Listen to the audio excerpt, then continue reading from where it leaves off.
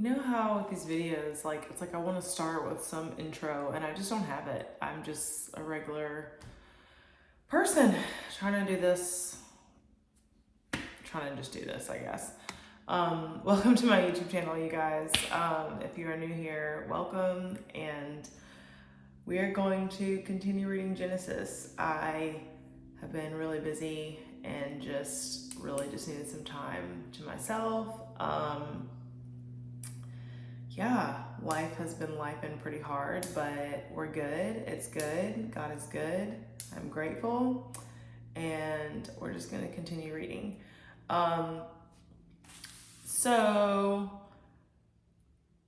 I am going to go back into a little bit of chapter 19 because I know the last video, not necessarily the last video that I did, but the last video as far as like chapters in Genesis, chapter 19, I mainly covered just the story of Sodom and Gomorrah.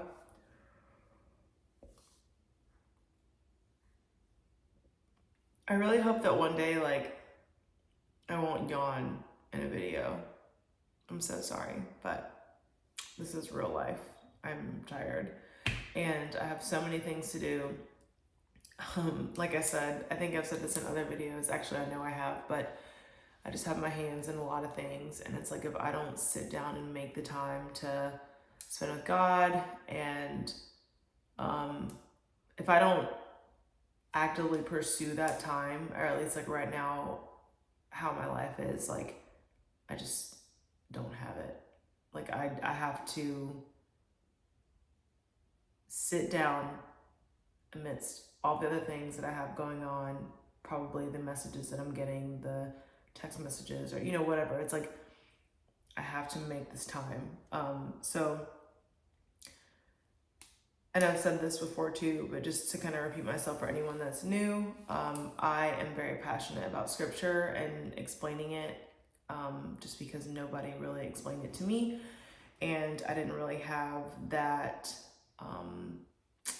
I guess, type of like support or anybody to really look up to in my like walk with the Lord when I was younger. So here I am reading the Bible on the internet, and yeah. But I'm very grateful for you guys. I really appreciate a lot of the feedback, and yeah, I'm just taking this day by day. Some days are harder than others, but I think too, right now where I am in my walk with the Lord and just like spiritually, I can notice, I guess, like, I don't want to be like, oh, I can notice when the enemy is attacking me, because that sounds like very cliche, but I don't know, I can just kind of notice when there's like certain types of like spiritual tension. I'll just put it that way. So again, like I said, I am sitting down and really desiring to spend some time with God, to do what He's called me to do. And if I pause or stop to like write notes, it's because I'm reading from my actual Bible, but I've been reading this kind of for the last couple of days or so, just on my phone. So I just thank you guys for being here, and yeah, you have no idea. So thanks. So we're gonna go ahead and begin with Genesis chapter 19. We're gonna start with verse 30. So this is after Sodom and Gomorrah has basically been destroyed. And remember from chapter 18, Abraham was asking God, like, would you destroy a city if there were, 40 righteous people, 35 righteous people, 30 righteous people, so on and so on. And so, long story short, Abraham was concerned about Lot, and the Lord used people and angels and whatnot to save Lot out of there. So, Lot is safe, and he was removed from Sodom and Gomorrah and the destruction of the cities due to the lifestyles and sin that was taking place where they were. All right. Verse 30. Afterward, Lot left Zoar because he was afraid of the people there, and he went to live in a cave in the mountains with his 2 daughters. One day, the older daughter said to her sister, "There are no men left anywhere in this entire area, so we can't get married like everyone else, and our father will soon be too old to have children. Come, let's get him drunk with wine, then we will have sex with him. That way, we will preserve our family line through our father." So that night, they got him drunk with wine, and the older daughter went in and had intercourse with her father. He was unaware of her lying down or getting up again. The next morning, the older daughter said to her younger sister, "I had sex with our father last night. Let's get him drunk with wine again tonight, and you go in and have sex with him. That way, we will preserve our family line through our father." So that night, they got him drunk with wine again, and the younger daughter went in and had intercourse with him. As before, he was unaware of her lying down or getting up again. As a result, both of Lot's daughters became pregnant by their own father. When the older daughter gave birth to a son, she named him Moab. He became the ancestor of the nation now known as the Moabites. When the younger daughter gave birth to a son, she named him Ben-Ami. He became the ancestor of the nation now known as the Ammonites. Okay, so obviously this is not good, right? So remember earlier in chapter 19, these women had fiancés, if you will.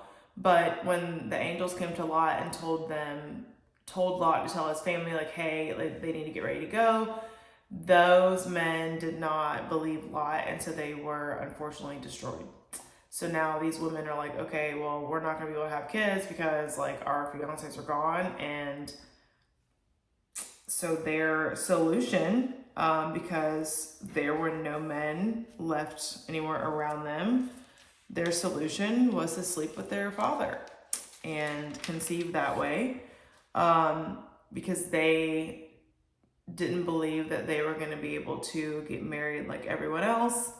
And so they got their father drunk, which is, they deceived their father and had sex with him.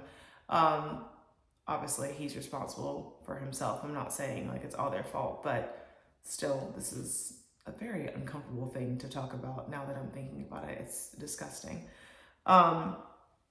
So basically, Lot, I hate to say it so bluntly, I guess, but he was blackout drunk. He doesn't remember what was going on. He doesn't remember lying down with them. He doesn't remember they're coming or going or anything of that sort. And so next thing you know, they're pregnant with their father's child.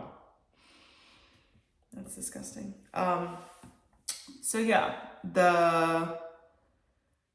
If you've read the book of Ruth, I'm pretty sure Ruth was a Moabite.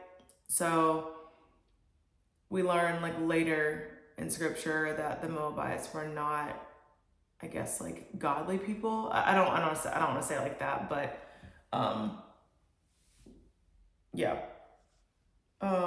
because Ruth went with Naomi and said to Naomi that like her God, like Naomi's God, would be Ruth's God. So the Moabites were not, they did not live right. So that is the end of chapter 19. So basically these people have now been saved by the destruction of Sodom and Gomorrah.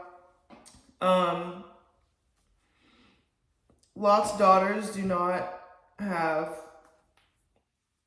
fiancés or husbands at all, and in their desire to have a child, and just, I guess, like feeling like they are not able to have marriages like everyone else around them, they drunkenly sleep with their father. We're gonna move on. All right, chapter 20. Abraham deceives Abimelech. Abraham moved south to the Negev and lived for a while between Kadesh and Shur, and then he moved on to Gerar. While living there as a foreigner, Abraham introduced his wife Sarah by saying, "She's my sister." So King Abimelech of Gerar sent for Sarah and had her brought to him at his palace. But that night God came to Abimelech in a dream and told him, "You are a dead man, for that woman you have taken is already married." This actually kind of blows my mind because this is the second time that this has happened. And so I think it's just really interesting how, I've never thought about this way, but I think it's interesting that God is telling these men, this is not, you can't have that one. No, this is not going to work out. I'm sure he didn't say it like that, but you get what I'm saying, because Sarah is married. So that just, yeah. Verse 4. But Abimelech had not slept with her yet, so he said, "Lord, will you destroy an innocent nation? Didn't Abraham tell me she is my sister?" And herself said, "Yes, he is my brother. I acted in complete innocence. My hands are clean." In the dream, God responded, "Yes, I know you are innocent. That's why I kept you from sinning against me, and why I did not let you touch her. Now return the woman to her husband, and he will pray for you, for he is a prophet. Then you will live. But if you don't return her to him, you can be sure that you and all your people will die." So he's speaking to God in a dream. God revealed to Abimelech in a dream that the woman that he has in his bed is Sarah, but the woman belongs to another man. That is somebody else's wife. And so Abimelech is speaking back to God in a dream, saying, "Are you going to destroy an innocent nation? Didn't Abraham tell me that was his sister?" And so it's interesting that Abimelech knew that God was able to destroy a nation for what he almost did, if you will. Okay, so verse 8. Abimelech got up early the next morning and quickly called all his servants together. When he told them what had happened, his men were terrified. Then Abimelech called for Abraham. "What have you done to us?" he demanded. "What crime have I committed that deserves treatment like this? Making me and my kingdom guilty of this great sin. No one should ever do what you have done. Whatever possessed you to do such a thing?" Abraham replied, "I thought, this is a godless place. They will want my wife and kill me to get her, and she really is my sister, for we both have the same father but different mothers, and I married her. When God called me to leave my father's home and to travel from place to place, I told her, 'Do me a favor. Wherever we go, tell the people that I am your brother.' Then Abimelech took some of his sheep and goats, cattle, and male and female servants, and he presented them to Abraham. He also returned his wife Sarah to him. Then Abimelech said, Look over my land and choose any place where you would like to live." And he said to Sarah, "Look, I am giving your brother," your brother, 1,000 pieces of silver in the presence of all these witnesses. "This is to compensate you for any wrong I may have done to you. This will settle any claims against me, and your reputation is cleared." Then Abraham prayed to God, and God healed Abimelech, his wife, and his female servants so they could have children. For the Lord had caused all the women to be infertile because of what happened with Abraham's wife Sarah. So, Abraham deceives Abimelech because he is, I guess you could say in a way, he's scared of how people would treat him because of the beauty of his wife. But his wife is actually also his sister. Just really weird stuff going on, just a lot of keeping it close, if you will. And so God comes to Abimelech in a dream and says, "Hey, this is somebody else's wife. You can't be doing this." And so he freaks out and he's like, "God, are you really gonna just destroy blah, blah, blah, blah? I didn't really know." And so he's like, yeah, I know you didn't know. That's why I'm telling you. So he has this encounter with God. So then he wakes up first thing in the morning and he calls everybody together. He gets Abraham and Sarah and it's like, hey, listen. He confronts Abraham about it. And so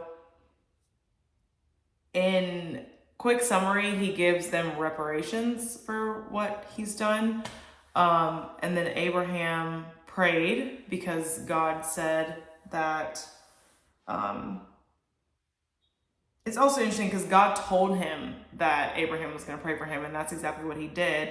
And because of all of that, and the prayer, God healed Abimelech, his wife, and all the female servants because their wombs were shut because of their actions. So let me see.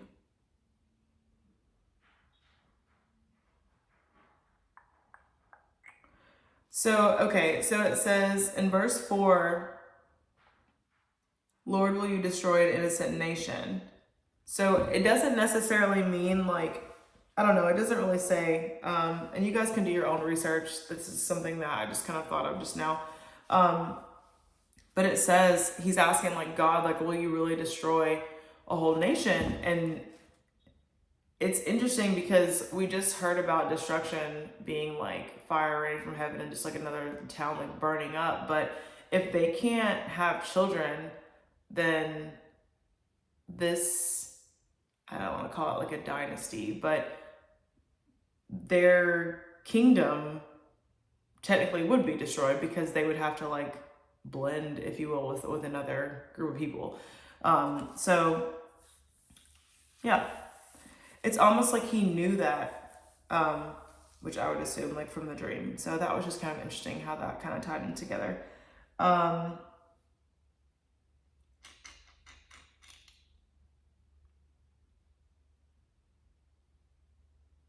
Yeah, so he's like, look over my land, choose where you want to live. Like he's basically, he's like, I didn't mean to do all this. Like we got to fix this. And that's where we're at.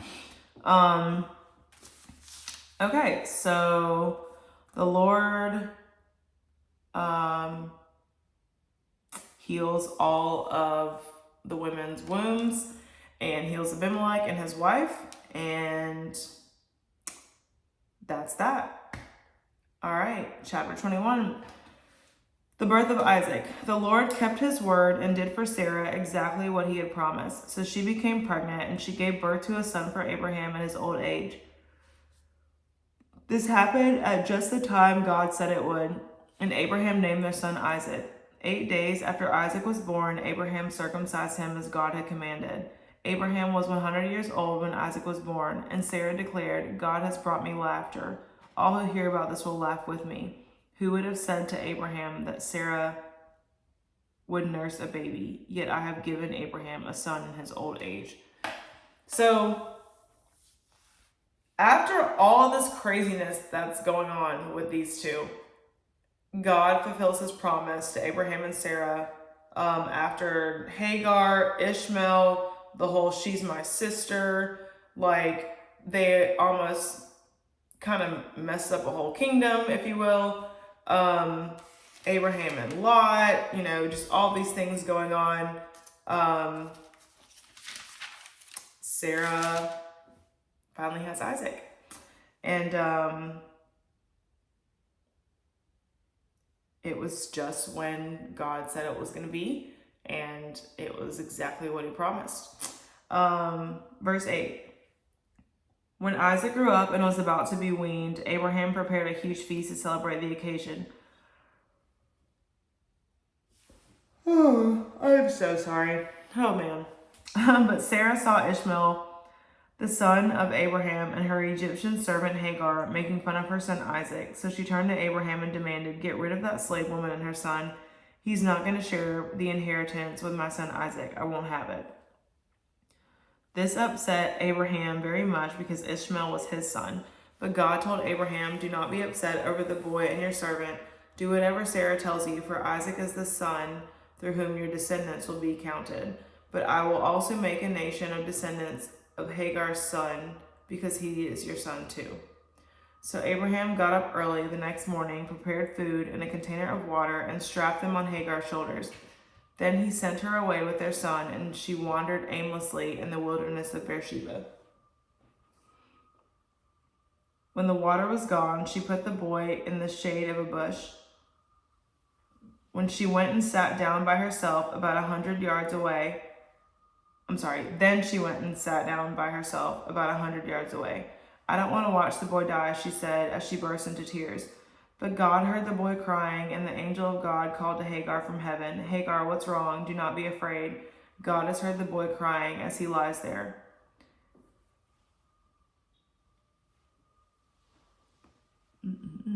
"Go to him and comfort him, for I will make a great nation from his descendants." Then God opened Hagar's eyes, and she saw a well full of water. She quickly filled her water container and gave the boy a drink. And God was with the boy as he grew up in the wilderness. He became a skillful archer, and he settled in the wilderness of Paran. His mother arranged for him to marry a woman from the land of Egypt. Y'all, I'm so exhausted. It's fine. Everything is fine. Okay, so quick summary. When Isaac grew up and was about to be weaned, Abraham's preparing a feast to celebrate his son. And Sarah saw Ishmael, the other son of Abraham, with the servant Hagar, and Ishmael was making fun of Isaac. So Sarah's like, "No, we're not going to have this. This isn't going to work out." And it kind of blows my mind. I forget that they're still all like around each other. I could not imagine waiting for God to like fulfill his promise and like give me a child, and I have to watch this servant's child grow up. Like, not like full grown, but you know what I mean? Like, I have to watch this older child, if you will, like bully my son. Like that, that would not work out for me, but moving on. So she's like, "You have to get rid of this woman. Like, I can't, like, this isn't gonna work out. Like, they both gotta go. He's not gonna share the inheritance with my son. I'm not gonna have it." And so God tells Abraham, like, "Listen to Sarah, do what she says." And he just promises Abraham that he'll take care of Ishmael, and that Ishmael will also have a nation of descendants through him because he is Abraham's son.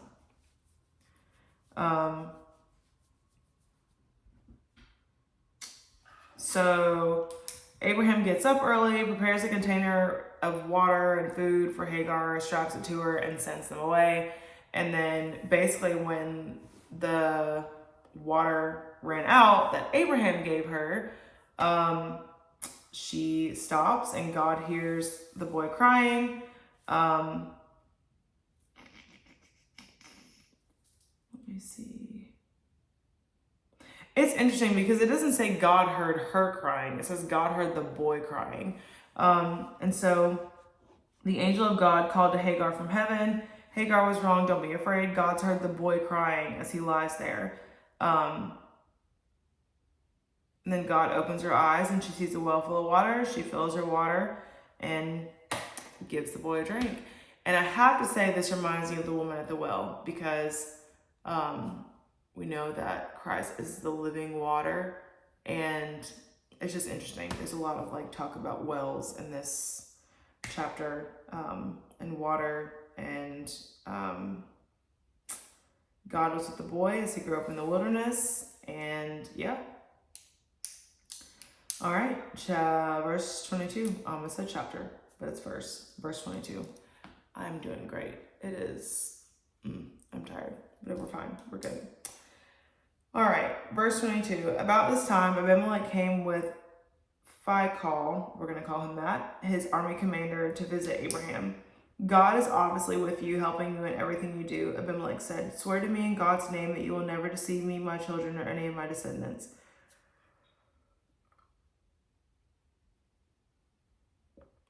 All right. "I have been loyal to you, so now swear that you will be loyal to me and to this country where you are living as a foreigner."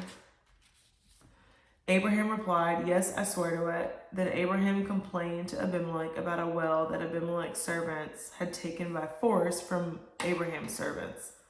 "This is the first I've heard of it," Abimelech answered. I have no idea who is responsible. You have never complained about this before." Abraham then gave some of his sheep, goats, and cattle to Abimelech, and they made a treaty. But Abraham also took 7 additional female lambs and set them off by themselves. Abimelech asked, "Why have you set these 7 apart from the others?" Abraham replied, "Please accept these 7 lambs to show your agreement that I dug this well." Then he named the place Beersheba, which means well of the oath, because that was where they had sworn the oath. After making their covenant at Beersheba, Abimelech left with Phicol, the commander of his army, and they returned home to the land of the Philistines. Then Abraham planted a tamarisk tree at Beersheba, and there he worshipped the Lord, the eternal God, and Abraham lived as a foreigner in Philistine country for a long time. So,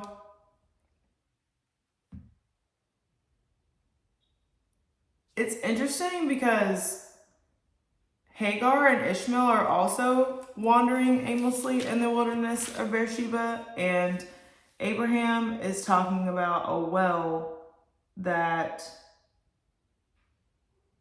Abimelech's servants had taken from Abraham's servants that are also in Beersheba. So it's the well of the oath. So it's kind of interesting that they're kind of going through like similar things in similar places.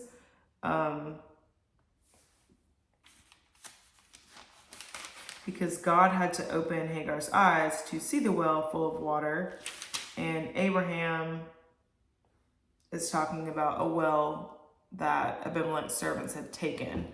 But they're in the same area, but it doesn't have to be the same well because that doesn't really make sense. Just a lot of talk about wells and water. So now they have basically made a covenant that Abraham will not deceive any of his people, and he's living as a foreigner in Philistine country.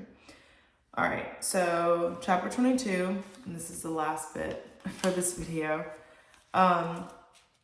Abraham's faith tested. Sometime later, God tested Abraham's faith. "Abraham," God called. "Yes," he replied. "Here I am. Take your son, your only son, yes, Isaac." Like, just in case he was confused. "Take your son, your only son, yes, Isaac."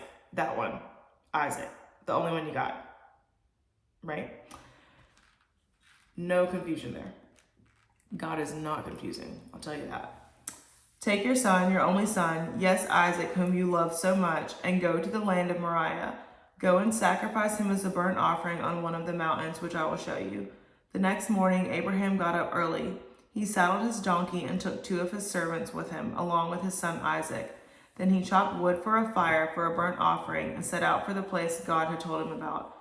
On the 3rd day of their journey, Abraham looked up and saw a place in the distance. "Stay here with the donkey," Abraham told the servants. "The boy and I will travel a little farther. We will worship there, and then we will come right back." I have highlighted that it's interesting that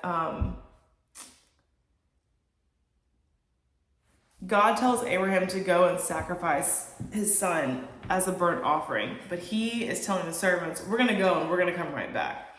And it's interesting because God had also just told him that he was going to have like descendants from him. So he can't have descendants from him if he's deceased, right? Okay, verse 6. "So Abraham placed the wood for the burnt offering on Isaac's shoulders, while he himself carried the fire and the knife. And the 2 of them walked on together. Isaac turned to Abraham and said, 'Father.' 'Yes, my son,' Abraham replied. 'We have the fire and the wood,' the boy said, 'but where is the sheep for the burnt offering?' 'God will provide a sheep for the burnt offering, my son,' Abraham answered, and they both walked on together. When they arrived at the place where God had told him to go, Abraham built an altar and arranged the wood on it. Then he tied his son Isaac and laid him on the altar on top of the wood, and Abraham picked up the knife to kill his son as a sacrifice. At that moment, the angel of the Lord called to him from heaven, 'Abraham, Abraham.' 'Yes,' Abraham replied, 'Here I am.' 'Don't lay a hand on the boy,' the angel said. 'Do not hurt him in any way, for now I know that you truly fear God. You have not withheld from me even your son, your only son.' Then Abraham looked up and saw a ram caught by its horns in a thicket. So he took the ram and sacrificed it as a burnt offering in place of his son. Abraham named the place Yahweh Yireh. Yahweh Yireh, I hope I'm pronouncing that right, which means the Lord will provide. To this day, people still use that name as a proverb. On the mountain of the Lord, it will be provided. Y'all. I don't even know if I have a comment because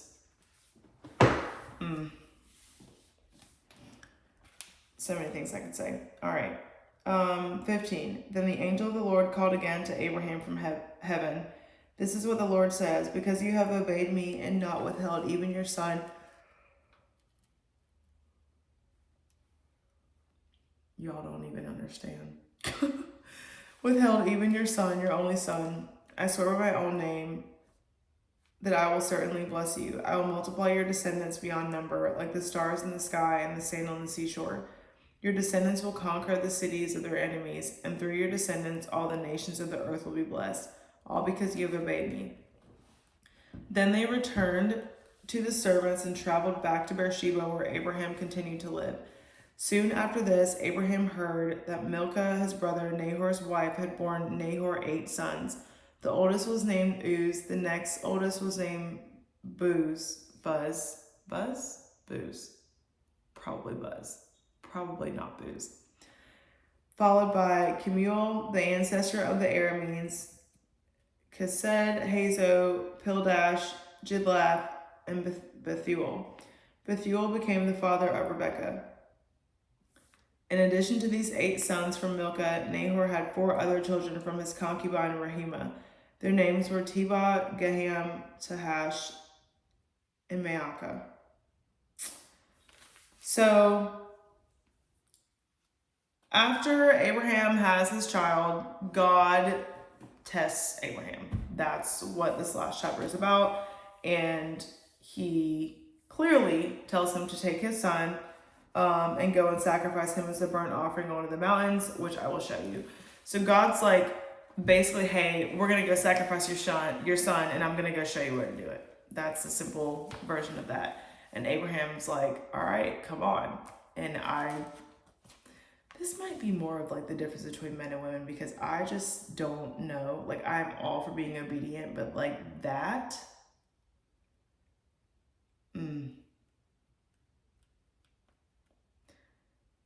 Like, I just think about like one of my pets. Like, if God told me to go do that with one of my pets, like, would I really do it? Like, I would do it because it's God. But that would just be something that, I'm just being transparent, like, that would be really hard. That would just be really hard. Like, really, really hard.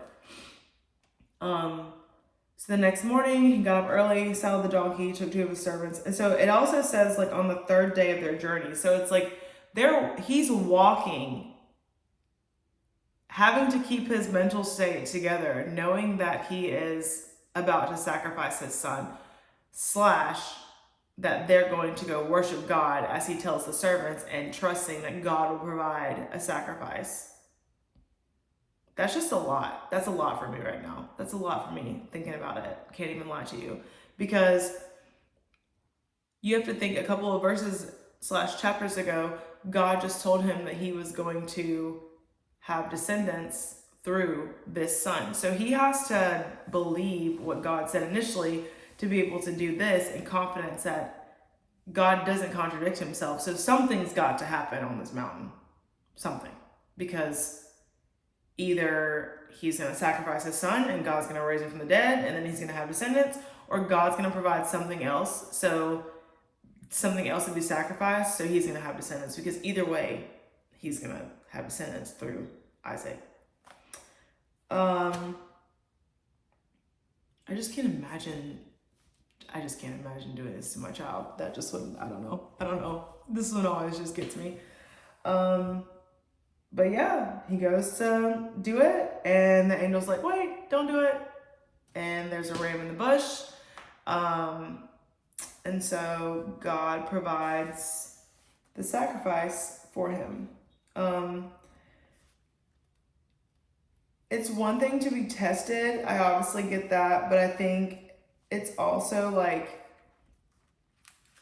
God's character is not to have Abraham and Sarah wait so long for a son and then tell them to kill it. Like, I know that was very blunt. I don't know. It's just, I don't know. I hope and pray that like as people grow in their relationship with the Lord and like learn who He is and like learn His heart, like He wants us to be obedient for sure, but He does care about the things that we care about. He does care about the desires of our hearts, and that is something that I have to continuously remind myself. Some days are harder than others, but I do hope and pray that like people know and understand that. And so verse 18, it says, and through your descendants, all the nations of the earth will be blessed, all because you have obeyed me. And so obedience has been a pretty big part of my walk with God. And I just think about the people that it has impacted, even doing things that make no sense and doing things. And I'm like, okay, God, are you sure? But I'm doing it in faith. And you can directly see sometimes like instantly like how it impacts somebody else. And just to think that like Abraham's descendants, and through his descendants, like the nations of the earth will be blessed because of one person's obedience. That's a big deal. So yeah, and they returned to the servants and traveled back to Beersheba, where Abraham continued to live. Like he's just doing all these things for the Lord. Like, yeah. So that is really all I've got for right now.